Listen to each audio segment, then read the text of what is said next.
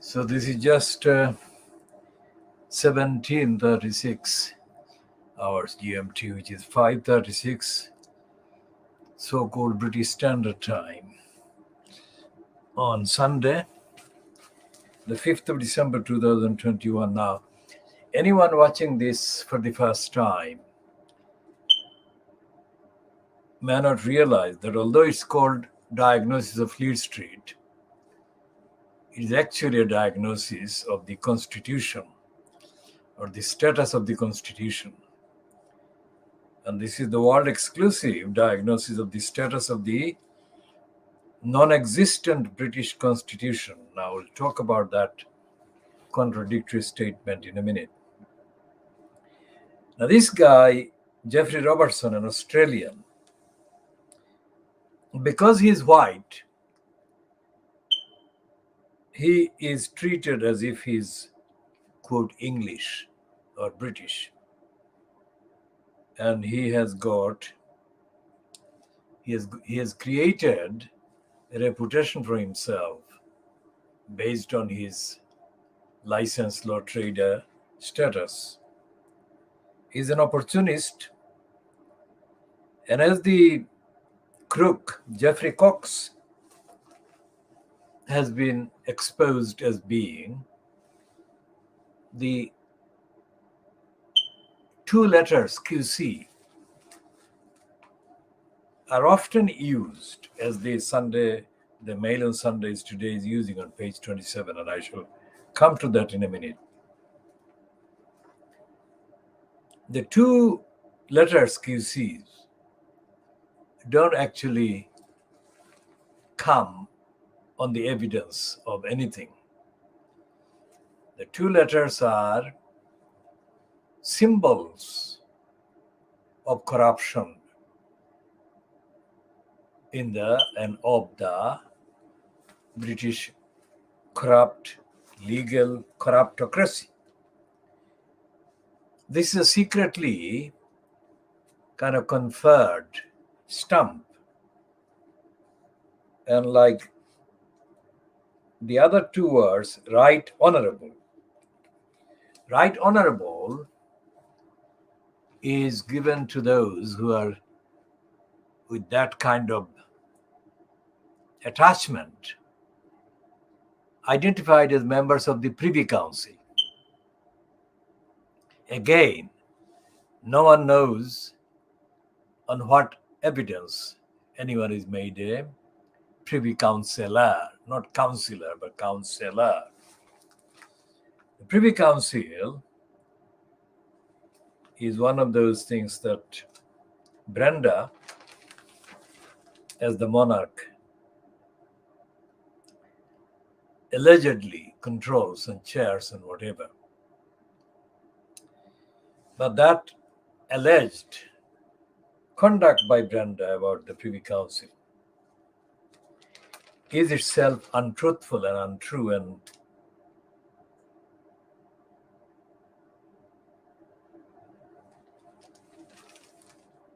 so this is the Mail on Sunday, and what the two letters QC are used for actually is an abuse of common sense, of logic, rationality, and truthfulness, because as the Mail on Sunday's heading on page 27 shows, they're using these two words or two letters, QCs, to frighten any criticism of what they're doing. And what they're doing is using these two letters QC to terrorize anyone who questions their corruption. And their corruption is that they want to attack Meghan Markle. And the reason why they want to attack Meghan Markle is the ruling in the High Court, let's say, in the last week, against the Mail on Sunday, against the Daily Mail group, the Mail on Sunday, and in favor of Meghan. This is just one case. And it's not something that actually is all that serious in terms of the depth of issues, the legal issues, and the intensity of the aspects of the jurisprudence. That is to say, the reliable, evidentially reliable pattern of legal tendencies or propensities, if you like, or the trends based on the rulings on the behavior of the quote English lawyers in the high courts. And that includes the words in passing, what is called obiter dicta. Now, obiter dicta, they are not necessarily the kind of rationale, the reason for the decision. And yet they're mentioned in relation to long kind of statements of the law, if you like, or long statements of any particular ruling. Because the obiter dicta, although they are not the rationale, they are not underlying the reasoning, are allowed to cover for the absence of any kind of inadequacy, absence of any real kind of argument against the ruling argument, if you like. So the obiter dicta is filling the gap in case. Now, the fact that this obiter dicta is allowed and the jurisprudence is in the way that it is illustrates the corruption inherent in British law, English law. And I'll come to English and British law differences in a minute. For those who have not watched this program before, or those who are watching somewhere outside of the British legal jurisdiction, somewhere in Africa or Asia or somewhere else. Now, this is the world exclusive diagnosis of Fleet Street, which means that the contents of papers like the Daily Mail, Mail and Sunday, our thesis, our presumption is that all the British newspapers are liars. And that despite the fact that the Guardian has been celebrating 200 years of its own publication, and that list of liars includes the Guardian. That list of liars includes, of course, the current kind of mode of the Daily Mirror group and all the other papers that imitate and follow the pattern and the kind of trend and quote house rules operated by the so-called Fleet Street. And they may not be based in London itself. They may be based in Birmingham. They may be based in York, Leeds, in the case of the Yorkshire Post, and in Cardiff with the case of the Welsh ones, and in Edinburgh and in Glasgow for the purposes of the Scottish kind of based outlets. We shall come to this Australian liar, Jeffrey Robertson's collusion with the Mail and Sunday, after we take a look at this piece about Alex Mahon, a woman they describe in the Mail and Sunday as dripping in diamonds for the Telegraph. And the Telegraph on Saturday had the piece attributed to Alex Mahon. And the headline on the front page of the Daily Telegraph on Saturday, the 4th of December 2021 said that Channel 4 is not left-wing. We should come to that denial in a minute. Now, this one on Sunday, Mail and Sunday, is having a go at her because she's dripping in diamonds. And the diamonds are worth £70,000 sterling. The jewelry, as she represents, underrepresented. Now, this is the point that we shall be focusing on. Now, as I said, I am one of the founding campaigners, or one of the campaigners for the foundation of Channel 4. Now, when I campaigned with all the other campaigners allegedly for the same purpose. So no one else was from African or Asian backgrounds in that particular campaign. And as usual, as on the record, I disagreed with all of them. Although I was there attending various campaign events and discussions, I disagreed with all of them because although they were saying that they were campaigning for a fourth channel, which is what it was at the time in the 1970s, their rationale, their arguments, their reasoning, and the references that they make, any references that they made in arguing for the founding, the establishment of a fourth channel, these arguments by all these other people were very shallow.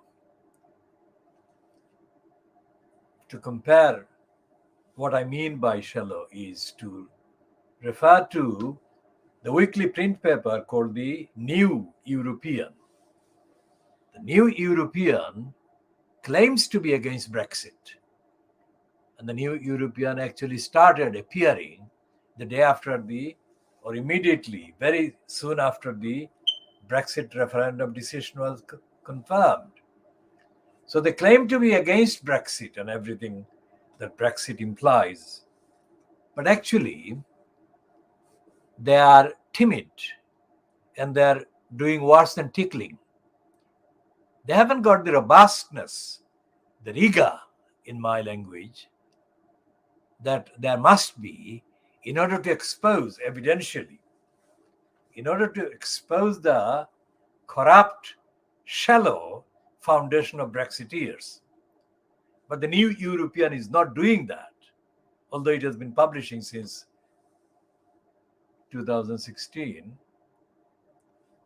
It has not done that. It has not made a single point. It has not made a single point. So that's what, this is 5 years long, but the campaign for the foundation or creation of a Channel 4, the fourth television channel, lasted for less than 5 years, of course, because there had been various people talking about the need. But as a campaign, we didn't actually campaign for as long as 5 years. But my position was that if there were to be a rigorous and real fourth channel, then the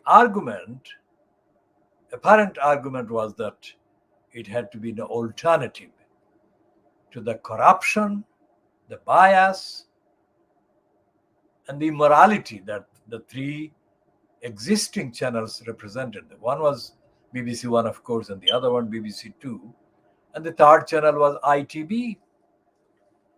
And the logical argument at that time was that if there were to be a successful, effective, morally, ethically effective, successful, and democratically representative fourth channel,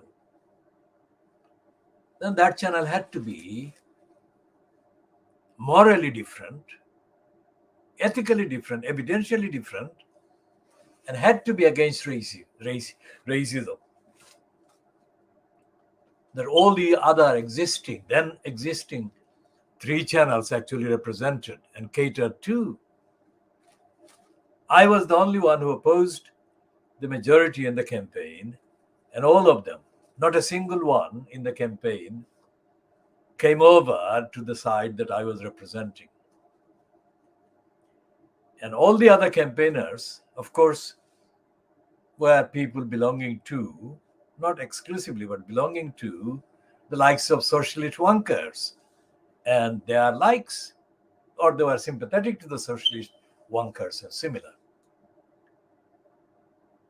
Now, This is now decades. I mean, the promotion of this woman, Alex Mahon, has been triggered by the complete serial liar, Nadine Dorries. Nadine Dorries is now typically for the Boris Johnson kind of cabal, the cabinet minister allegedly in charge of the broadcasting, culture, sports, etc.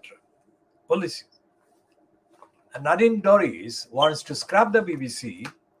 She wants to scrap the Channel 4. She wants to scrap all signs and all links or that don't support the scum. That is, to use Angela Rayner's description, the scum that is the Conservative Party. And to allude to the news item that is doing the rounds today about the Catholic Pope in Rome, the populists, any channel, any outlet, any broadcasting or media operation that is not doing the populists, that is the current word for fascists, dictators and crooks, organized crooks and criminals, any non-fascist outlet must be scrapped and made to do the endurance of fascist conduct and terms and agenda and narrative and serve the fascists, which is what Johnson is actually more than halfway into fascism, and as was Trump, of course. So Nadine Dorries wants to scrap the Channel 4, although Channel 4 itself is confessing, according to the quotation by the Telegraph, Saturday's Telegraph, quoting Alex Mahon, that Channel 4 is not left-wing. We shall come to that shortly. Now, here in the Mail on Sunday, they're doing their bit, which is to say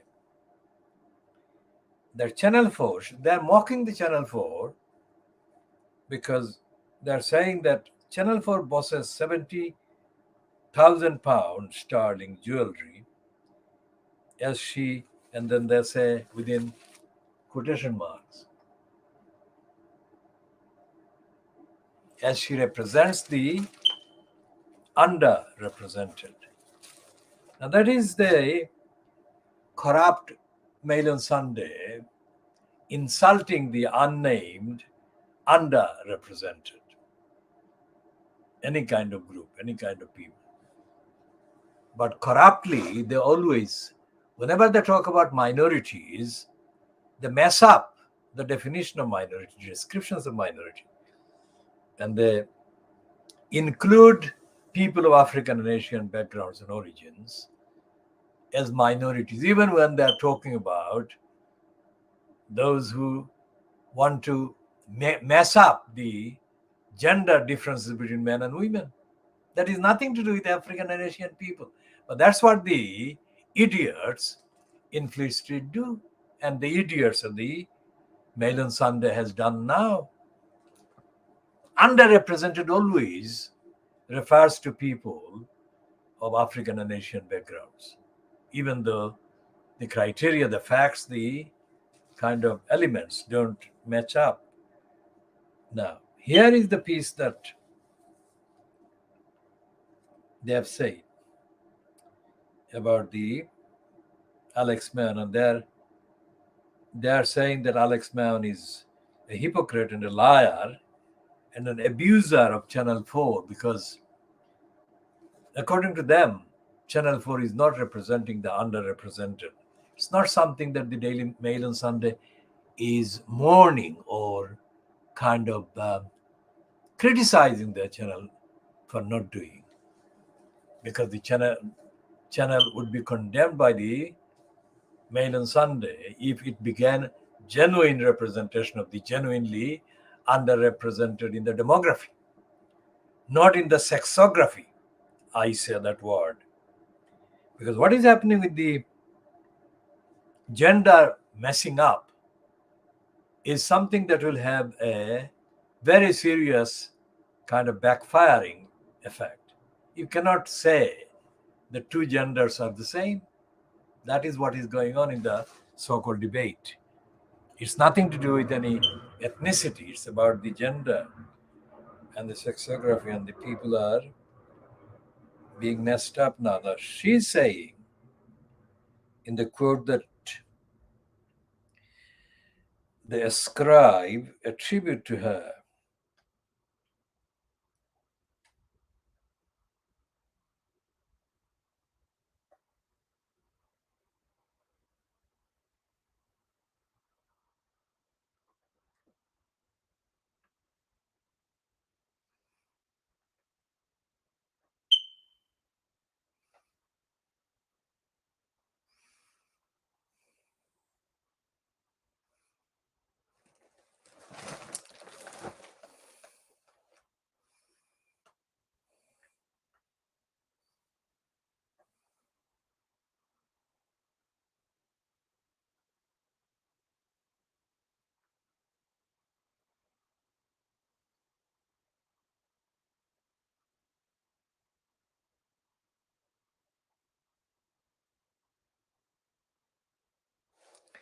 So this is a focal attack on this woman, not because she's right wing, but because that is what the agenda of Nadine Dorries and Boris Johnson is, to undermine and destroy the Channel 4, because it has itsy bitsy traces of not being completely under control of the conservative, the scum. That is what this is driven by, this particular piece on page 31. Channel 4 bosses £70,000 sterling jewelry as she represents underrepresented. And this underrepresented bit comes from an alleged quote from an angry employee told the Mail on Sunday. Alex is trying to say that Channel 4 is there to represent the underrepresented, but she's wearing two necklaces that cost a total of nearly £70,000. Oh, the irony. Miss Mann, 48, who took up a part time role as a non executive board member at fashion house Chanel earlier this year, has further irritated staff, that is Channel 4 staff, by giving senior employees advent calendars containing beauty products worth £625 from department store Liberty. The mother of four, that is Alex Mann, and her husband Richard Barker divide their time between two homes, a £1.9 million London townhouse and a retreat in the Cotswolds. Now, Cotswolds is known to our comments viewers of our comments about Diane Abbott, who in the 1980s was reported as having told the weekly She magazine that she had a very comprehensive sex session lasting half an hour in the Cotswolds with somebody who she did not identify, but who has been rumored since Corbyn became court leader of the Labour Party as having been Corbyn. We cannot confirm because Corbyn has not confirmed, nor has Diana Abbott, but Cotswolds is the one that is mentioned. So Miss Mann's salary is nearly double the £525,000 that Tim Davie is paid as Director General of the BBC, which the Mail on Sunday says, the BBC that is, has 19,500 employees. compared to the 900 at Channel 4. Now, this is not an ethical kind of piece about Channel 4 boss, because when they talk about her and her husband's two homes, including one in the townhouse, 1.9 million in London, and the other one in the Cotswolds, they are not bothered about talking about the role that Channel 4 television channel itself has played in attacking the poor people on housing and in justifying attacks on the housing of the poor people in not one, not two, in a series of programs that it claimed to be real life based on real communities. And the biggest number of those programs attacking the poor, attacking the idea of the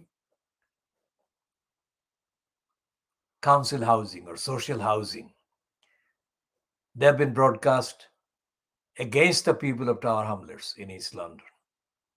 That is the reality of the same Channel 4. Now, she was not in post at Channel 4 at the time, but that is the actual agenda that the corrupt criminals controlling the fourth channel have been up to.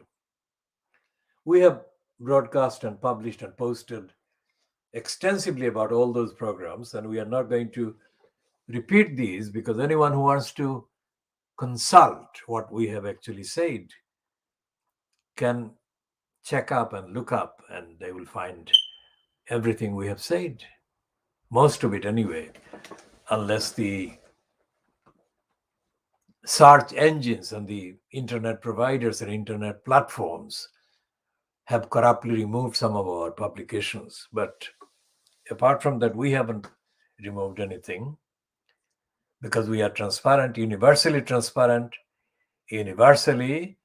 ethical, and universally moral, and we want the truth to be told. And as we tell the truth, we want the truth to be shared by anyone who genuinely wants to seek out the truth and share it themselves for the purpose of opposing the lies and opposing universal rights. Now we are continuing to do the thing about Jeffrey Robertson. The piece, the headline or the heading to his piece, this must have been written by somebody in the Mail on Sunday, but the piece is false, misleading. Let me say again, there is not one single paper in Fleet Street, newspaper in Fleet Street, or anywhere else in the UK that can be cited as the source or mentioned or named as the citable source of telling the truth about the society. It's not. For example, we'll come back to Jeffrey Robertson again, but this is the biggest most sick-making distortion of the murder of the baby Arthur by these criminals sucking up to the royal family. They've gone a long way to find a tenuous link between William's feeling distraught at an imagined scenario where the likely victim of a child of an accident was the same age as his son. Why are the Mail on Sunday criminals abusing the indescribable murder and torture of this child, baby Arthur? Why not running the piece on baby Arthur? Not only are they not running it on the front page or in the inside, they have got only a token piece on page 24 of the Mail on Sunday about baby Arthur. So that's the criminality of the Mail on Sunday. And the Mail on Sunday is the den of criminals that is now editorially kind of commandeered to follow the fascist Paul Dacre. Because Dacre made a kind of series of attempts to become the chair of the corrupt Ofcom. But Dacre, even the corrupt Ofcom,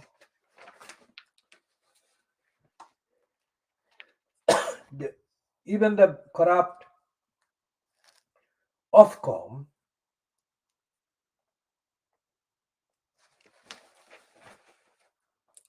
found the fascist Paul Dacre too much.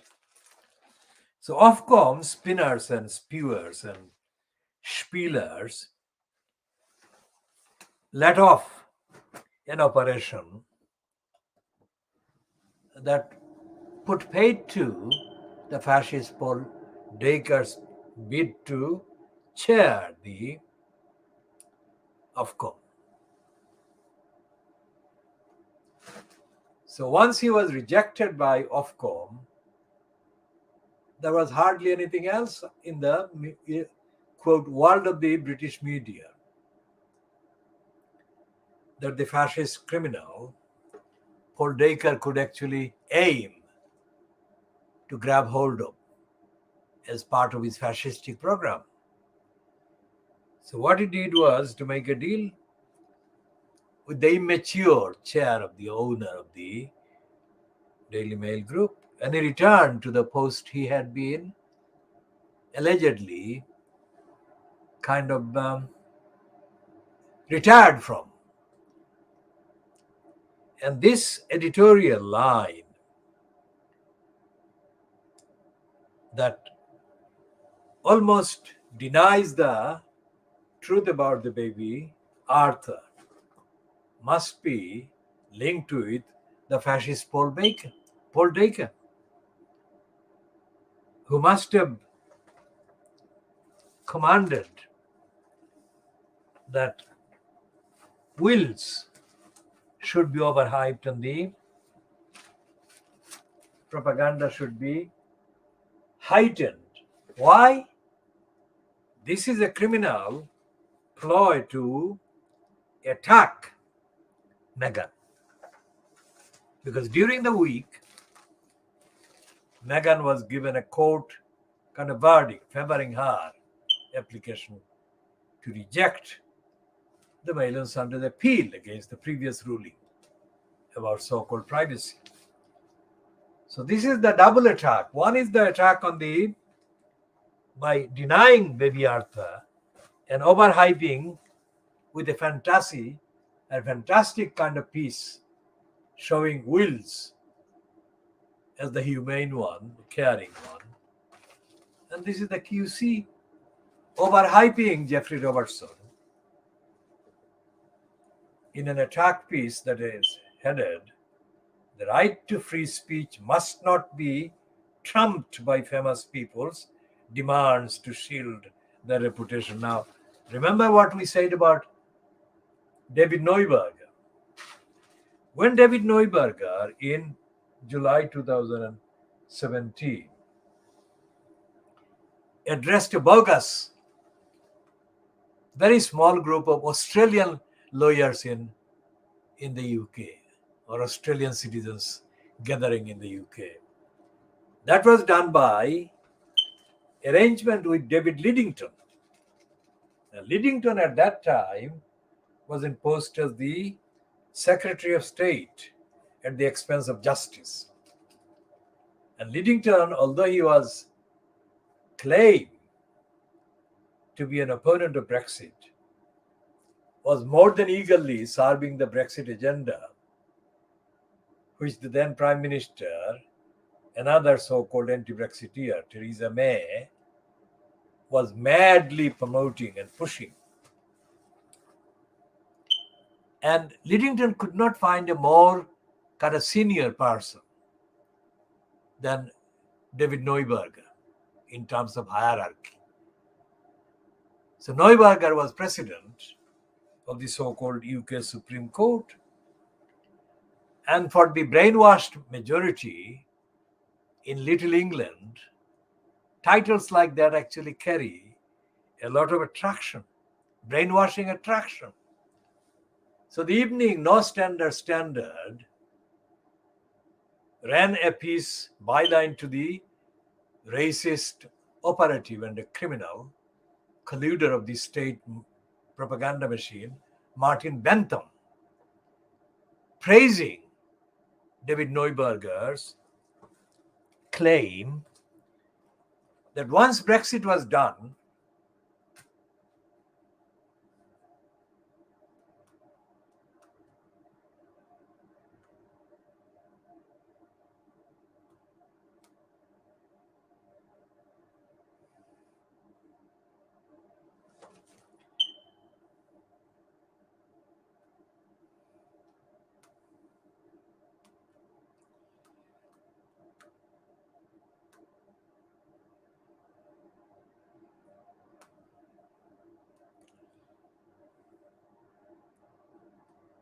now he has got a long list of things after his name. What is he called? He is called the Right Honorable Lord Neuberger of Abbotsbury. Now this Right Honorable, remember I mentioned about the Right Honorable. That is a confetti that is distributed in the name of the monarch, in the name of Brenda.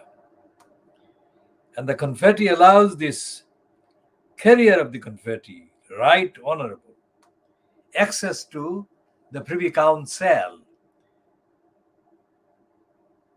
And it is apparently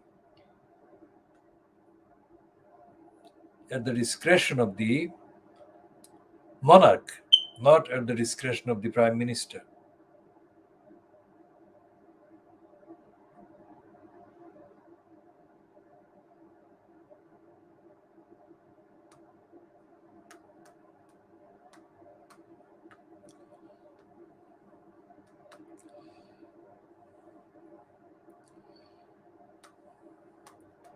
So what he said, Neuberger,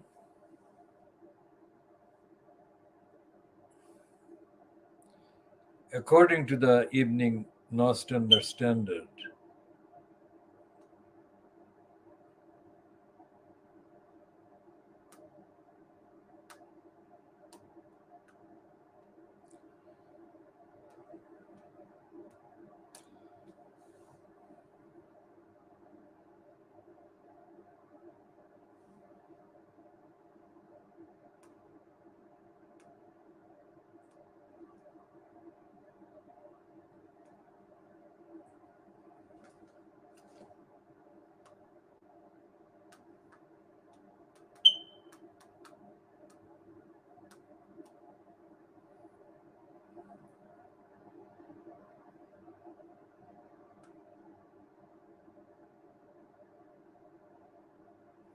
all right, dated the 4th of July, 2017, Martin Bentham posted this particular propaganda. Based on that, we call the role played by David Neuberger the role of a prostitute. The country's most senior judge has declared that Brexit could boost London's status as the world's legal center by allowing the courts to respond more swiftly to emerging worldwide issues. The next paragraph says Lord Neuberger, it's spelled Neuberger, it's a German name, confirming his origin as a Jewish person, a member of the Jewish family that left Germany. Lord Neuberger, the president of the Supreme Court, said that once British judges were left to our own common law devices. Left to our own common law devices is within quotation marks. They would, that is the British judges, within quotation marks again, be able to react more quickly and freely to developments in our fast changing world. Quotation ends. Now, that particular lie could only be uttered by a prostitute who had no morality and no concern about the demands of evidence. And as we said before, one of the reasons why the British corruptocracy, the legal system so called, is corrupt is because it's adversarial. It's not inquisitorial. That is to say, the outcome is not based on investigating the evidence or establishing the evidence. The outcome is based on a display of adversity or adversarial kind of hostile kind of exchanges between the two parties. And based on the evidence that has been accessible since July 2017, when Neuberger prostituted himself for the benefit of kind of preferment, as the Thatcherites call it, under the now Brexit linked and Brexit kind of linked and Brexit prompting, Brexit serving regime, fronted by a so-called anti-Brexiteer, Theresa May. Now, if Neuberger were a judge at any lower tier, the likelihood is that Neuberger would say the same thing. I have been engaged in legal dispute and advocacy since before Neuberger became a lawyer. So I know more references to the various kind of disputed aspects of the criminality of the legal system than Neuberger can. And I can say that there is no such thing as objectively acting British judges, let alone morally acting British judges. At any stage, what is a judge? A judge is another human being with a license to sit there. And the appointment of judges is itself corrupt and, of course, racist. And they are not accountable. So whatever Neuberger spewed in front of the so-called gathering of Australians in July 2017 stays. It hasn't been challenged, let alone being subjected to the rigorous test of evidential examination. And every single so-called ruling, well, although it is called the UK Supreme Court, etc., the center of the corrupt courts bureaucracy is, of course, England. Even when they say England and Wales, like they say the Law Society of England and Wales, it is actually England. And the mentality is little English mentality. So any judge or any tribunal judge or a county court judge or a magistrate court judge or a crown court judge or a high court judge or a divisional court judge or an appeal court judge or a Supreme Court judge, all the members of the judiciary or the immigration court judge, various other branches. All the judges are acting dishonestly.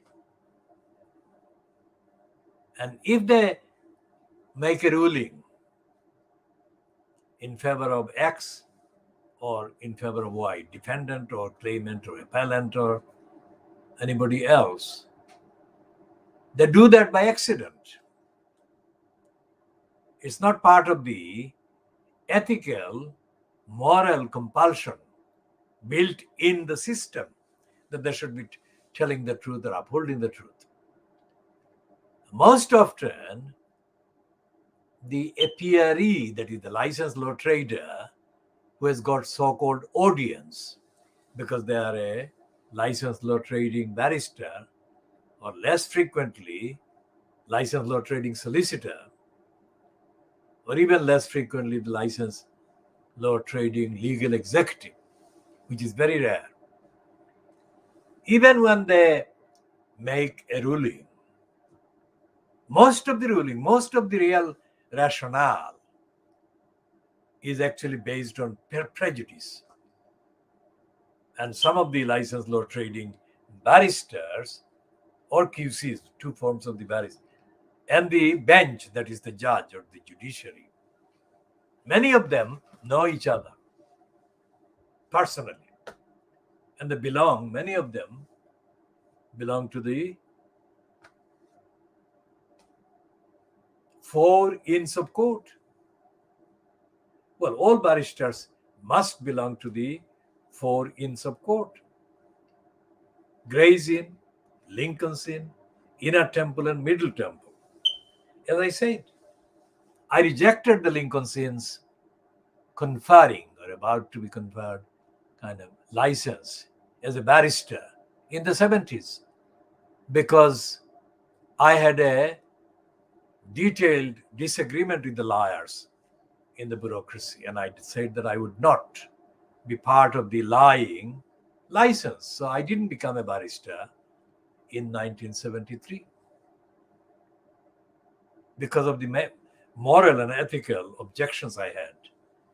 Now, that doesn't mean that I have less knowledge about the law than any of the licensed law traders since 73, whatever. I have, in fact, more knowledge of the law than most of the individual license holder. My reason is ethical, not commercial, not financial. So I didn't want to, and just as I refused a job in the civil service, again in the 70s, based on ethics, not on the evidence of anything wrong that I had done, but I objected to the question.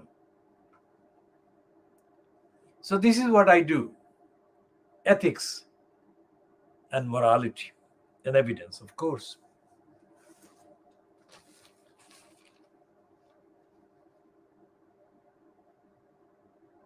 Now, this is Jeffrey Robertson. Now, when did he get cold? Let's see when he got cold.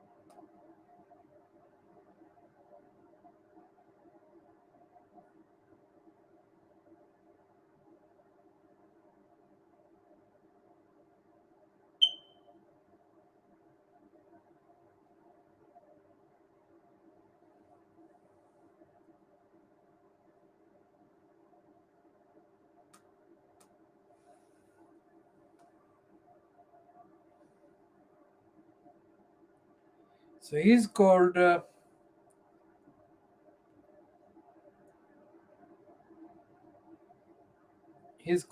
lawyer, author, broadcaster, academic. We shall come to some of that in a minute.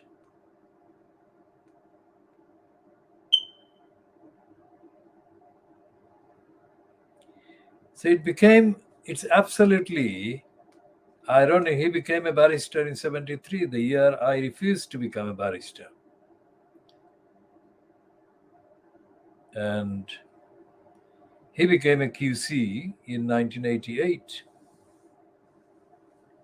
15 years later.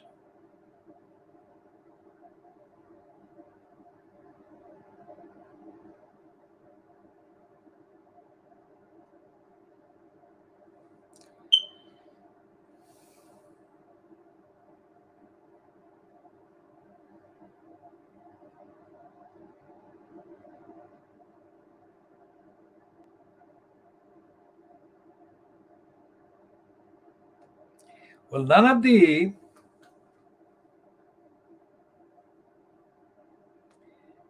cases that are listed as his achievements in the entry, they really don't show him as risking anything for defending or representing the particular kind of clients on free speech. And Robertson, of course, has promoted himself as one of the, quote, liberal licensed law traders, along with the criminal liar and racist Helena Kennedy. But neither Robertson nor Helena Kennedy, of course, she is a racist, that I've been calling her a racist since the 1990s, when she behaved in a racist, obstructive way against me at a meeting. And neither Helena Kennedy nor Jeffrey Robertson, and this is the test that I apply, has risked losing any money, any career point, or anything because of their involvement in anything that they have been involved in, quote, as a lawyer, as a licensed law trader. And that's the test. And Neuberger hasn't, of course. And nor has any of the other lawyers. Quote, the big name lawyers and QCs. There has been no QC, no barrister in the whole history of this country, hundreds of years, that has actually upheld the universal principle of human rights, universal principle of free speech, which is what this piece carrying Jeffrey Robertson's kind of opinion is claiming to be about. And the corruption of this piece is that Meghan's case is not a case as her kind of legal side kind of claimed it to be, a precedent setting, which is a very odd wording. Meghan's case is not a precedent setting one. So therefore, this attack on her by the whole of the Mail on Sunday, this issue, this is an attack on Meghan. And it's a denial of the truth of the child, baby Arthur. But it's not one page. They've got, the Mail on Sunday has got several pages dedicated to creating the profile of Wills as the kindest person that you could come across on the planet Earth.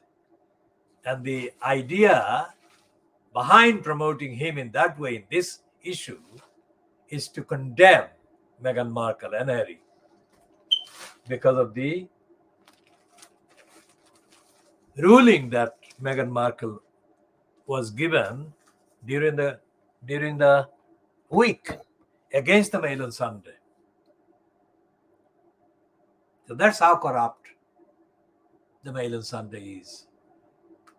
Corrupt and fascist. Let's look at the kind of likelihood of that particular ruling being available, accessible online. Yes.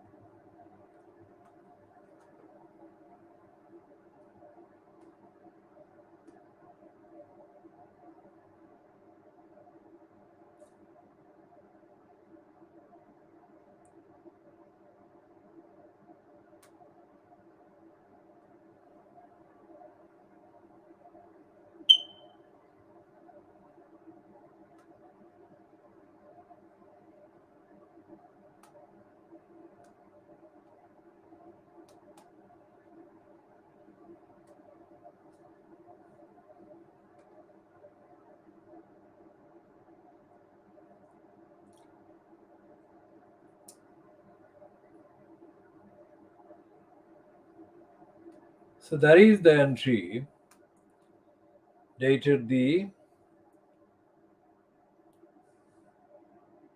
is it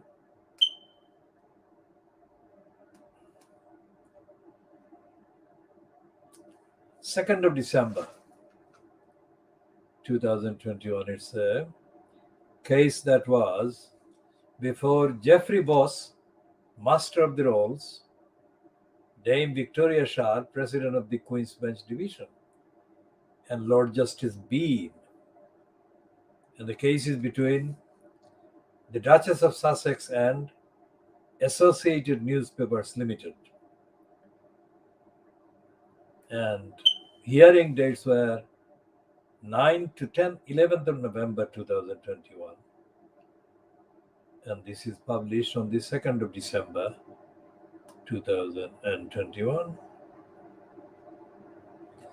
Now we shall go back to this piece and we shall look at the ethics and morality in later parts, or later, not necessarily in this issue, but essentially, this is not a case or a ruling that set a new precedent, let's say.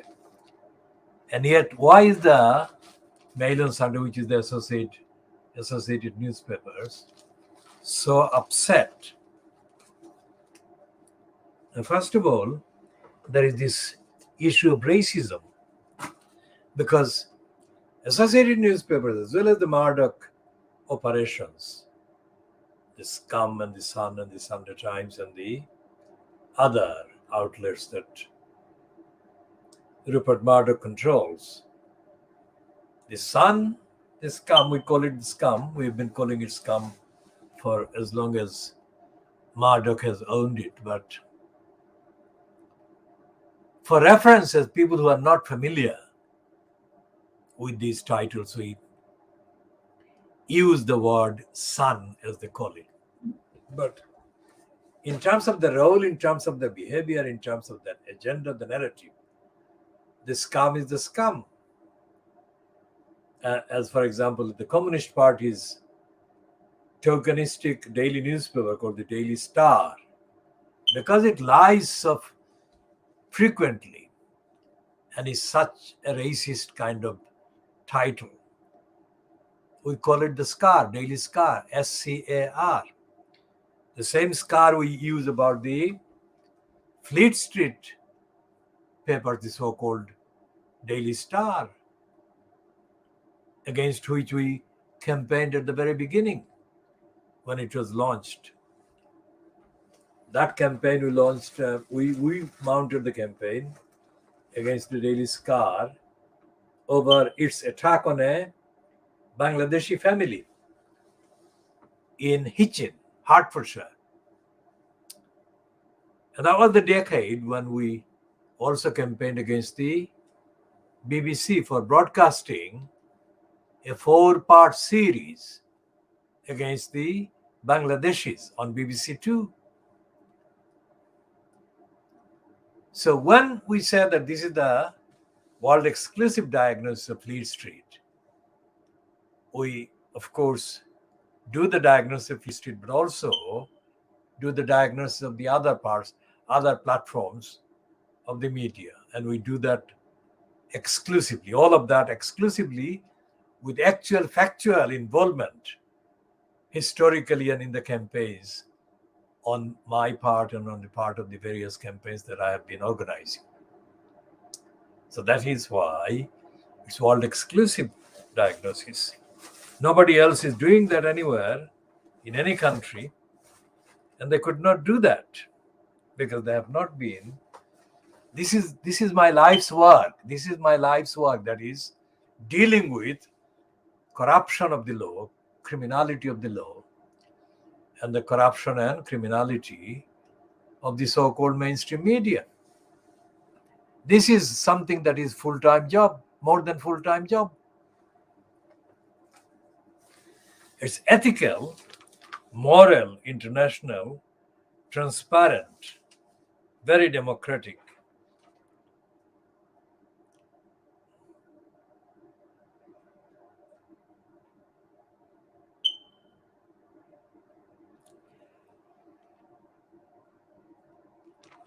Now, what the Observer, which is the Guardian Observer, is doing is not providing the answer or response or reply to the likes of Jeffrey Robertson. Now let's go into this fakery by Jeffrey Robertson about the free speech.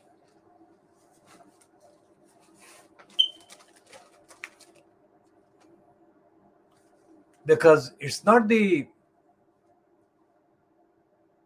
law that is to be blamed in terms of the citation of the law by Meghan or by her representative, licensed law traders, a firm called Schillings. Schillings, spelled SCHILLINGS.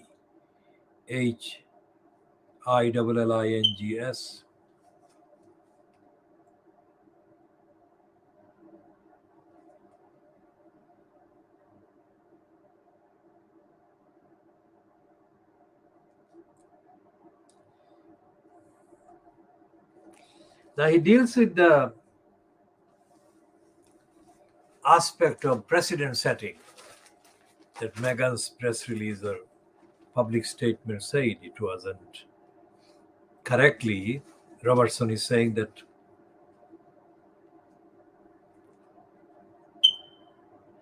the court took pains to explain that it was not setting a precedent at all. And as I said, it was not the level of setting a precedent whatsoever. It was an appeal. Let's look at his kind of take on this.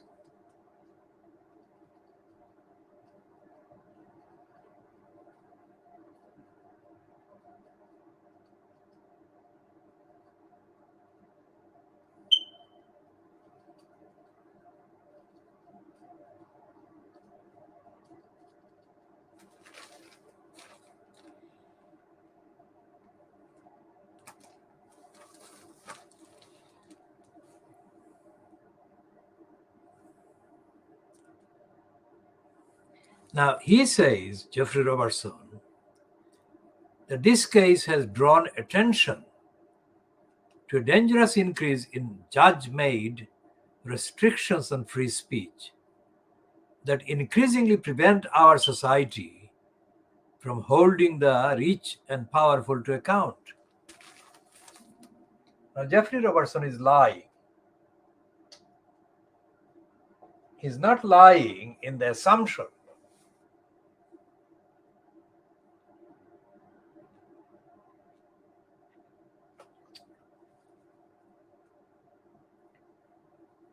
Robertson is not lying in the assumption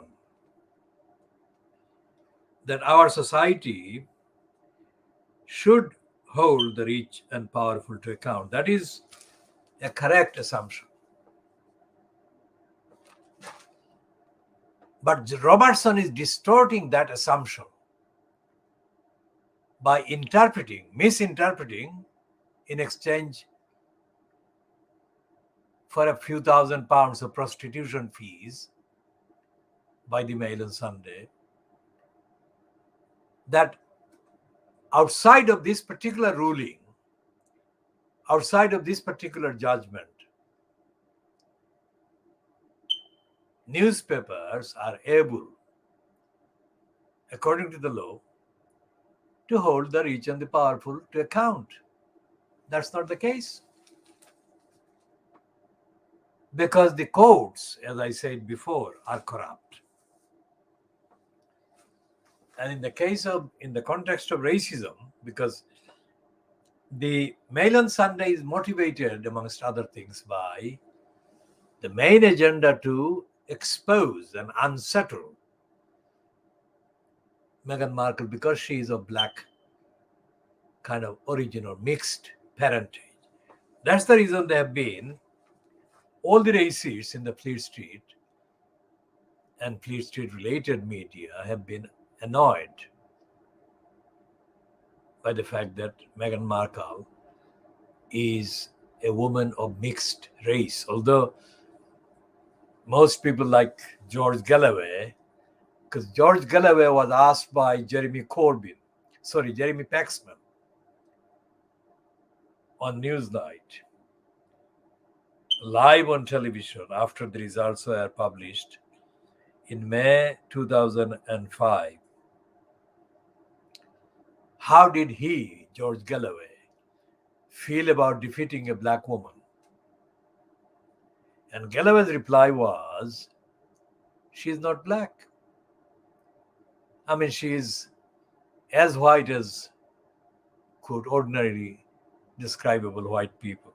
But she was not black. Una King was not black, was the reply that George Galloway gave to Jeremy Paxman.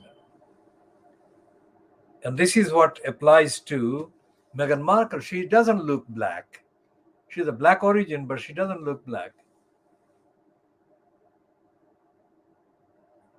So therefore, it is not obvious from the kind of appearance at first, or first appearance, that she is black. And if she had actually made a claim that the Mail on Sunday and the Daily Mail group had published stuff motivated by racism, it is very unlikely that the same ruling would have been made in her favor.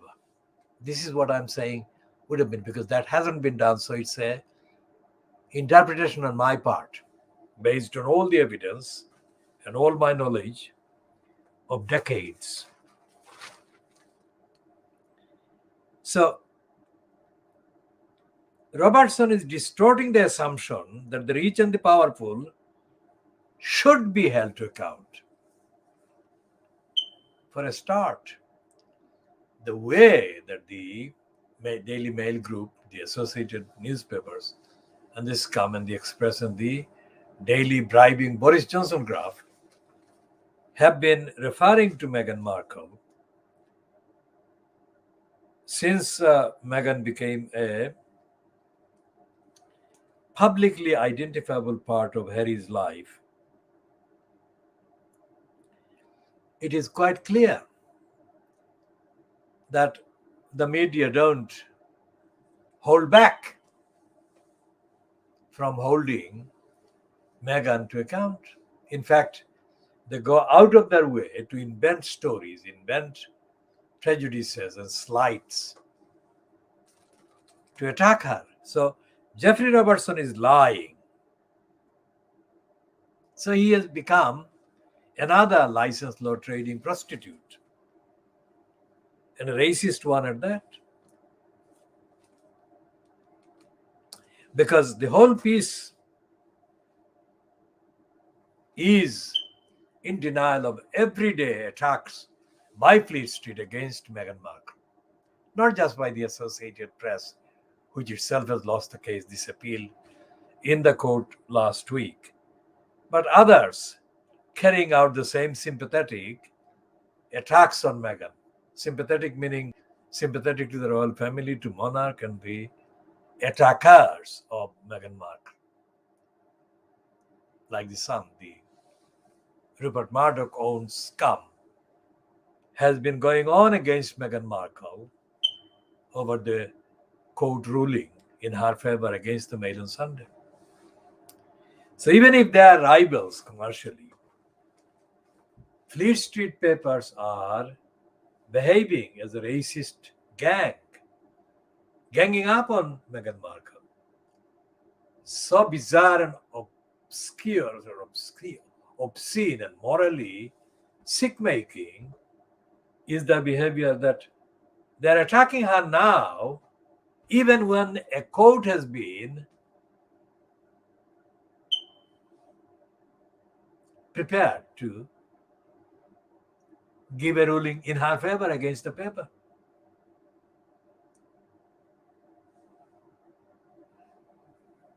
So when Jeffrey Robertson talks about the human rights, let's see what he says about the human rights.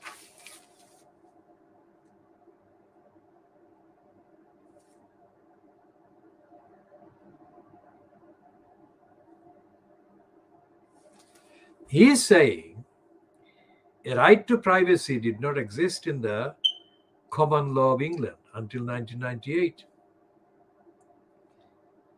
when the Blair government adopted into British law the European Convention on Human Rights. Article 8, framed after Second World War to stop raids of the kind carried out by the Gestapo, declared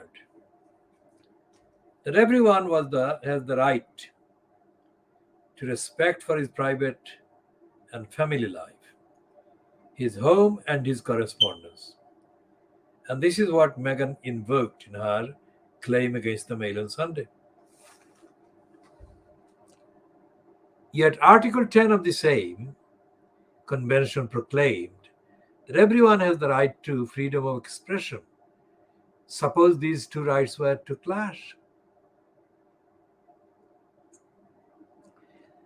At the time, it was said that the courts should apply a presumption in favor of free speech, that the two rights were not to be weighed against each other.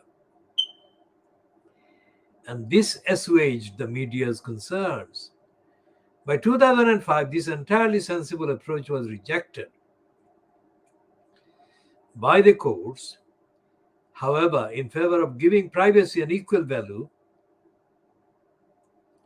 to freedom of expression.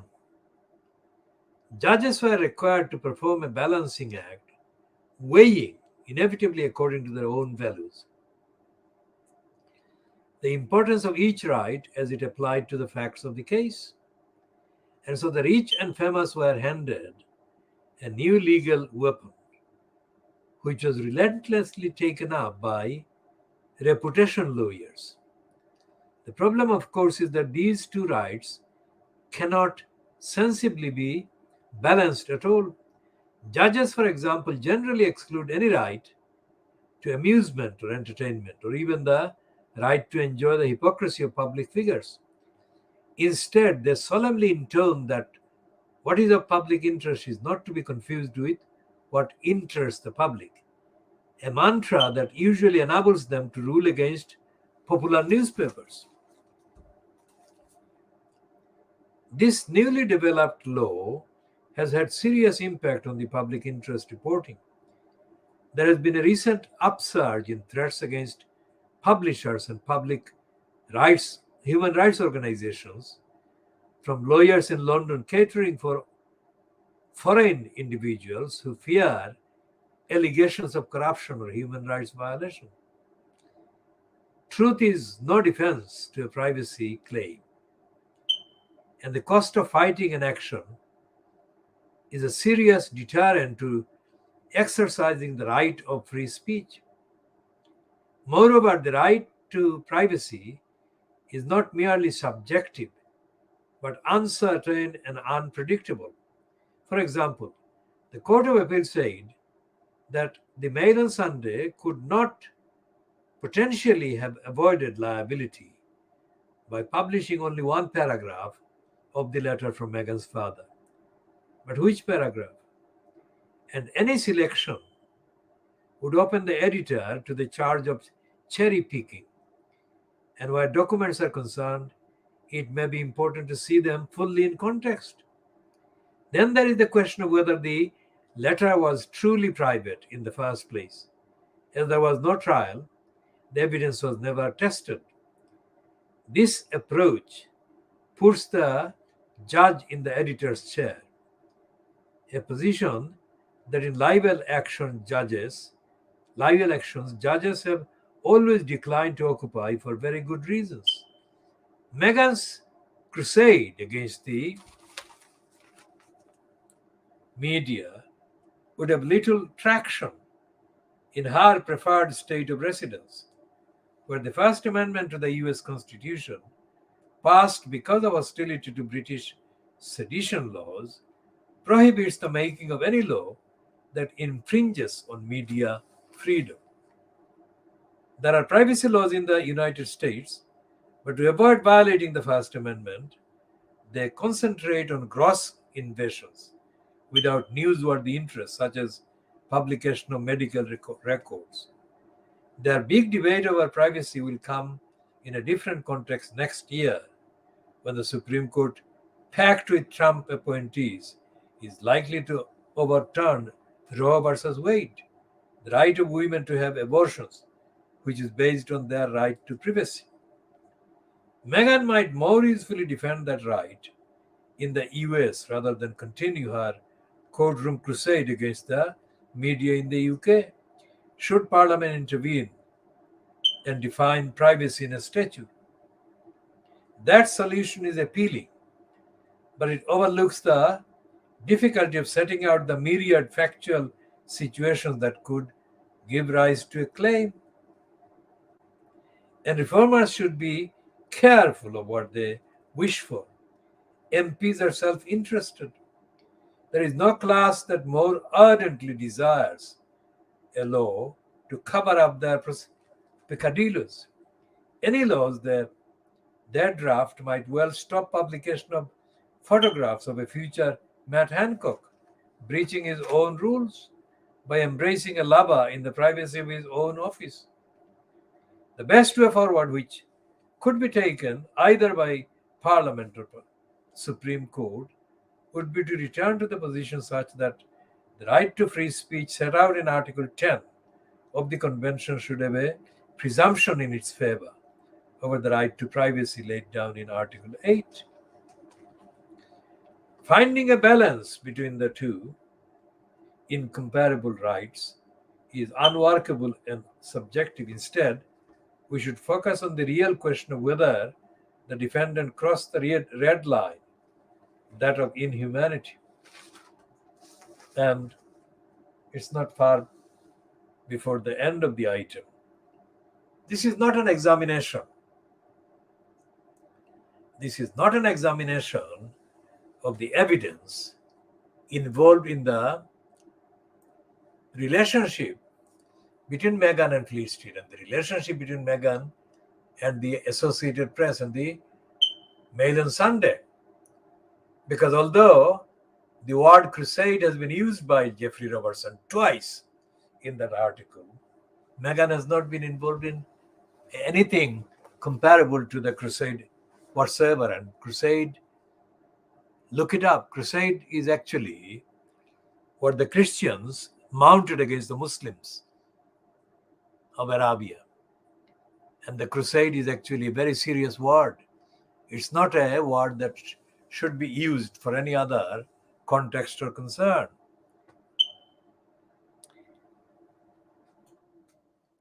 And what has been happening and what Jeffrey Robertson's piece completely leaves out is any reference to the daily attacks by Fleet Street, daily attack by the Mail and Sunday, and the daily attacks, well, Mail and Sunday group, the daily attacks by the Daily Mail group on Meghan Markle. That is what she has been trying to stop.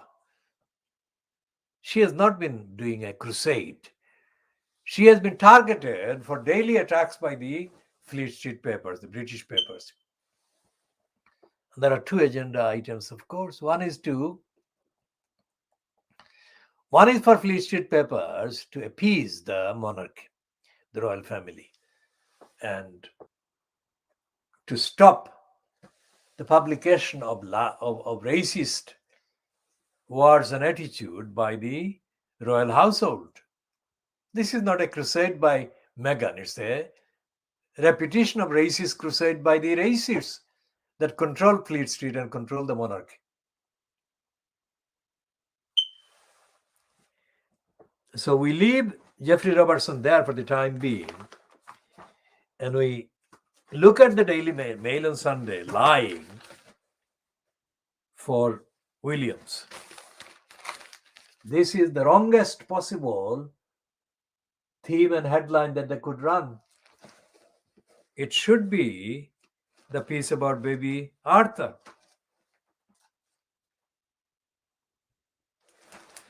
And there are other items that I shall be talking about. The other crusade that the Mail on Sunday is running, and the Johnson supporting scum are running, is the one that concerns they are pushing Starmer to get rid of Angela Rayner, by axing her deputy leader role. Now, how can Keir Starmer ditch a role that is an elected role unless he wants to kind of completely distort the Labour Party constitution?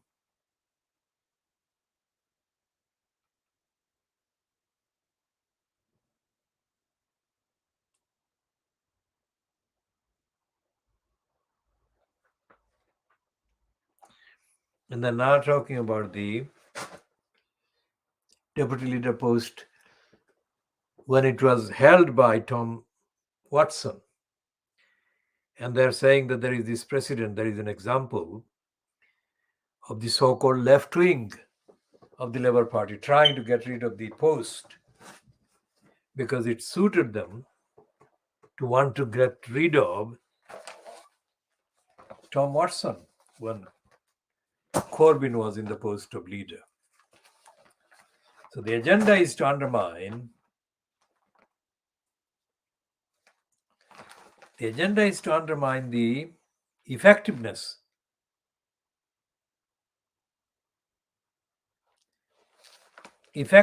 of the deputy leader when it comes to democratic kind of tendencies that can be addressed and promoted against a deadly murderous Keir Starmer.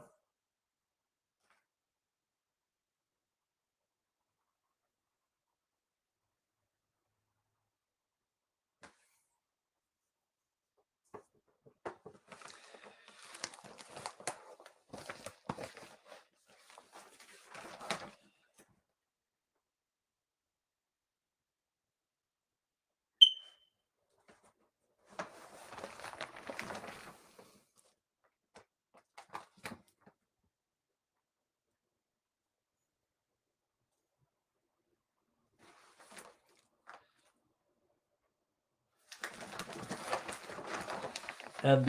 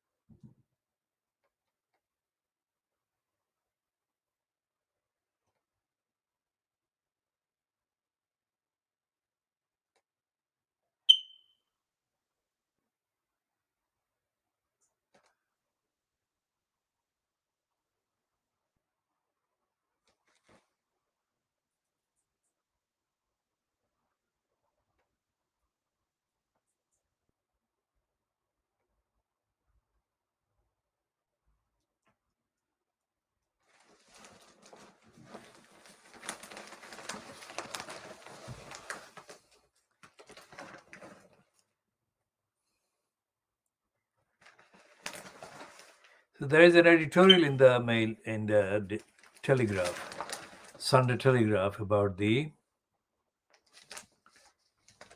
difference between man and women.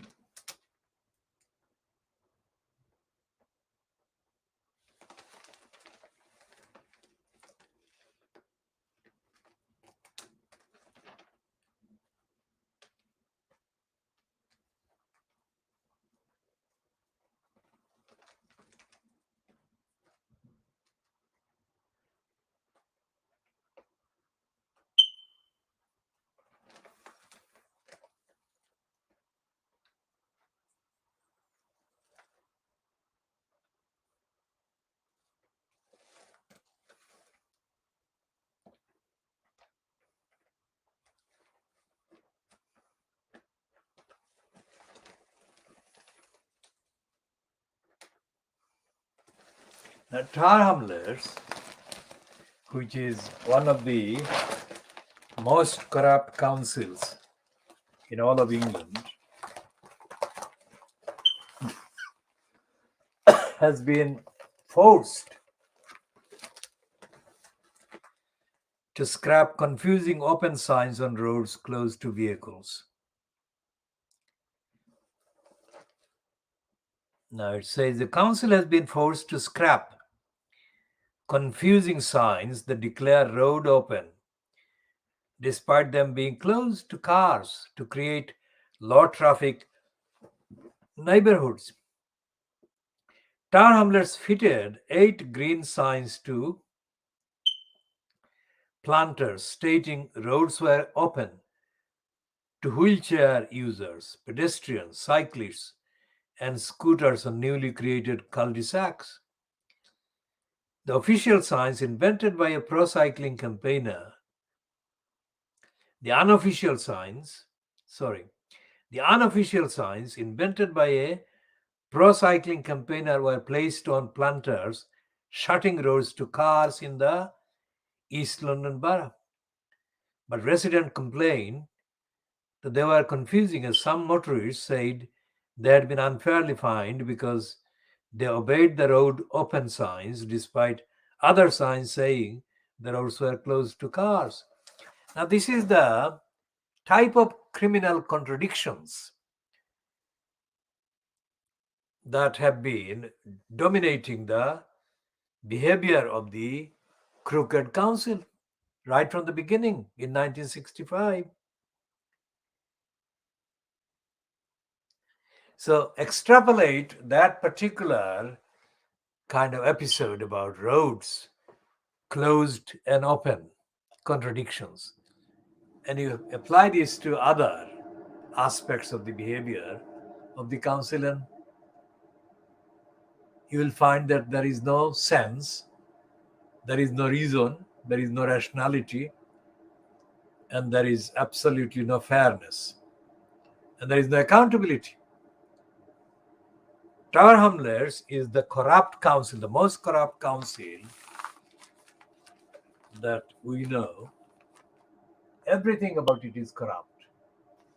And the fact that it has got politically dead councillors makes it even worse.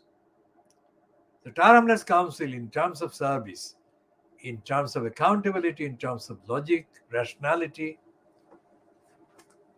is dead, politically dead, socially dead, ethically dead.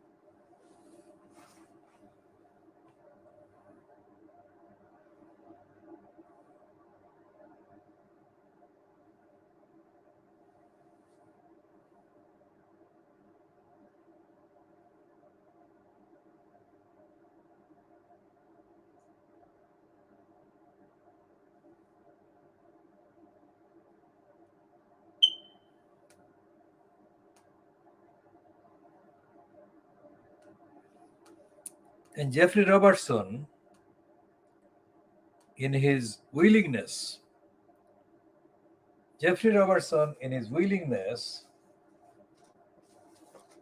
to act for the liars of the Daily Mail group, is behaving as a prostitute, because the contents of the letter that Meghan Markle wrote to her father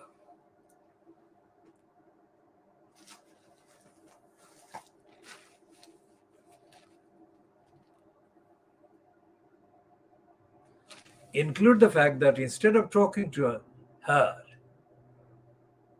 Thomas Markle was talking to the tabloids in Fleet Street.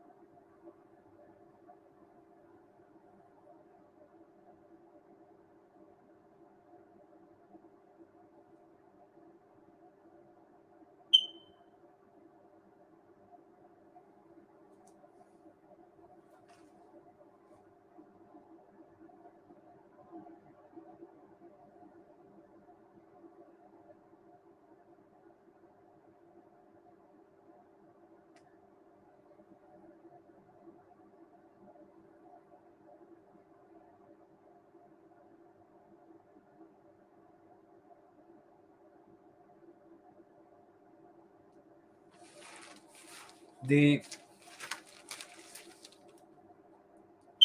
is the endless promotion for wills in the same Mail on Sunday that is in denial about the boy, the real boy, that was murdered by this evil pair. Maybe Arthur.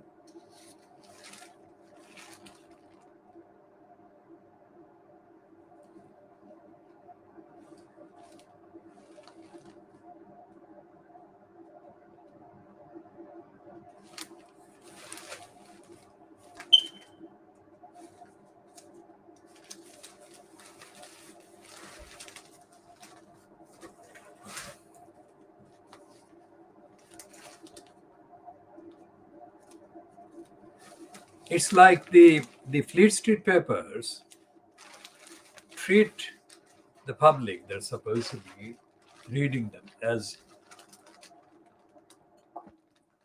infants without any intelligence at all. The Mail on Sunday is promoting the idea that Liz Truss, who is one of the most corrupt individuals, to be the new Margaret Thatcher now.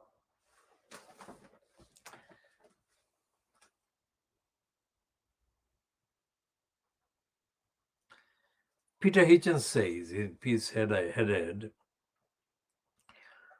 posing in one of our few tanks, Liz Truss, is not the same as being an Iron Lady.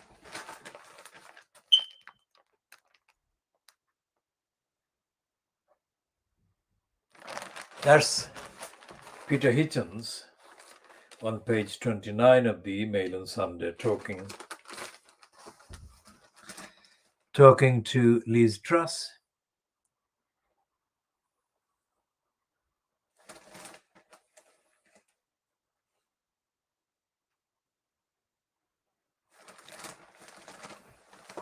And we shall read the bit that actually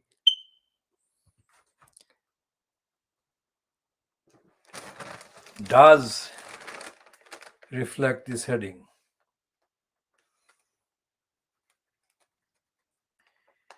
He says, as I recall the day in September 1986 at Fallingbostel, amid the war-scoured bleakness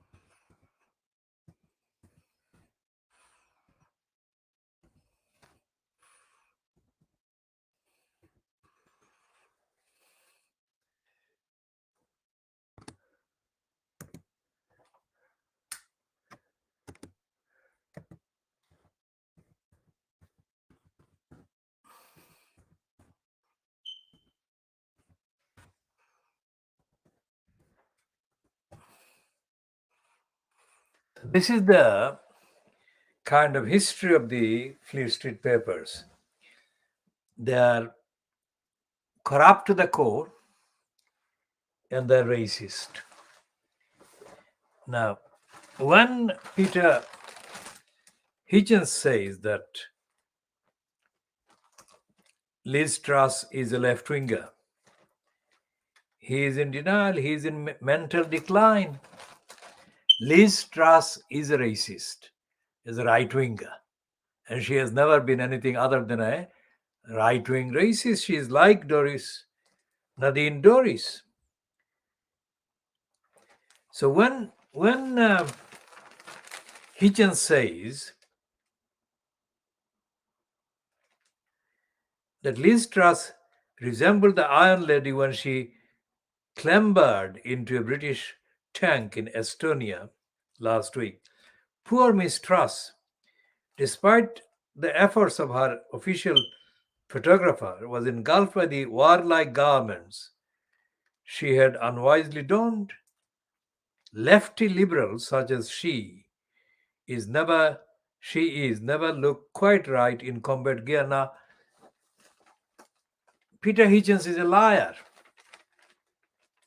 For a start, Liz Truss is not lefty and not liberal, and he is still corrupt as a former commie and a former member of the SWP Wonkers is prone to be.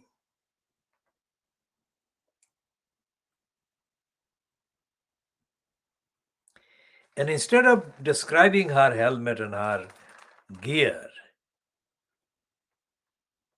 Peter Hitchens should have written about her politics, but he's not doing that.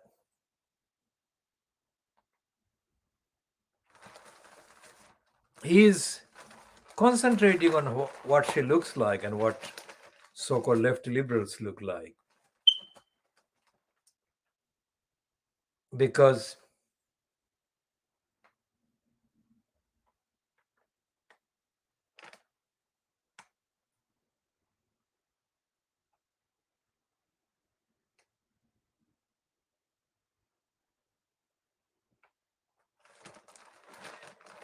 and he's being stupid in his last paragraph. He says, I can promise you that the Russian army continues to have a male dominated culture, to put it gently, and does not plan to tackle it anytime soon. And I'm concerned about what might happen if our feminist forces ever actually clash with it. That is sexist. That is sexist, inaccurate, and stupid.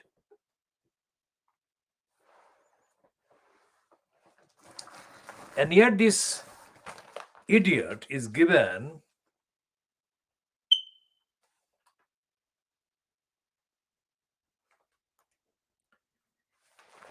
a kind of spot as the official alternative to the official status quo.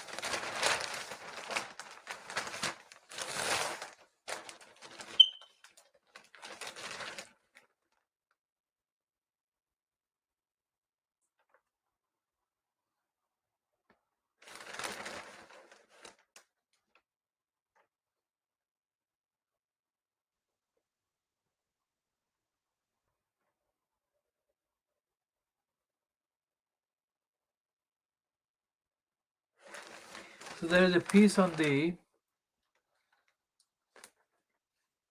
people of Madagascar, page 18.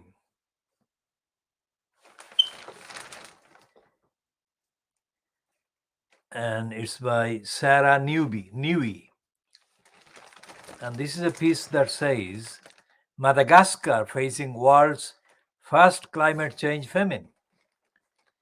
The mother of four shakes the grubby plastic jerrycan and sighs, it's not really enough. She says, gesturing first to the almost empty 5-liter container, then the skinny children peering through the doorway. I just want them to have a full belly and go to school, but that feels like a stretch. We don't have enough food, she says. All I can do is hope for rain. Not so long ago, water was plentiful in this hot and arid part of southern Madagascar, an island of some 250 miles off the coast of Africa. Then the drought descended.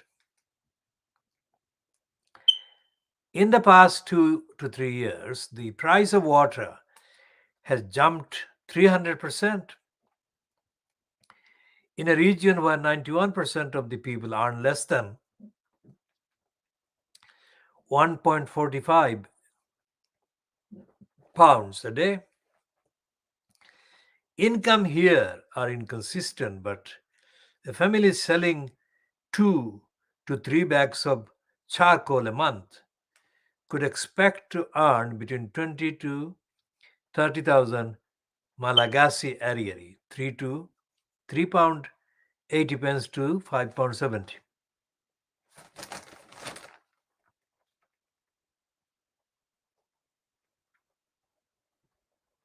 So this is not a piece that has got real truth about the behavior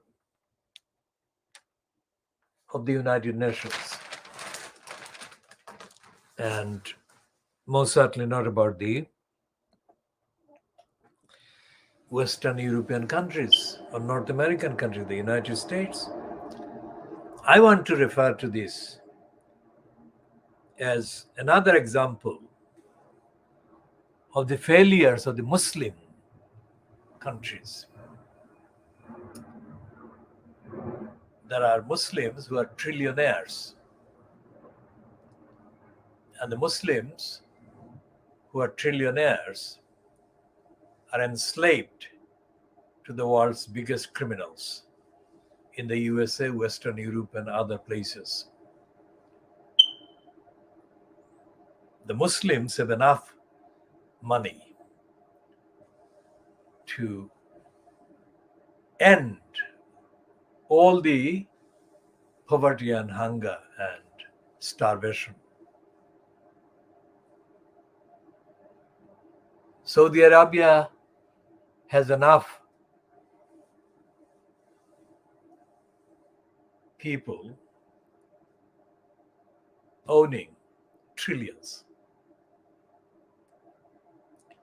to solve the hunger and starvation and famine of the world. We shall be talking more about that later, not necessarily in this edition, because there has been a technical hitch a few minutes ago, so I don't know what the quality of the broadcast will be during those minutes that were spent in fixing the technicality. So I'll come to an end to this one. I will talk about the Muslims later in another edition or in other editions.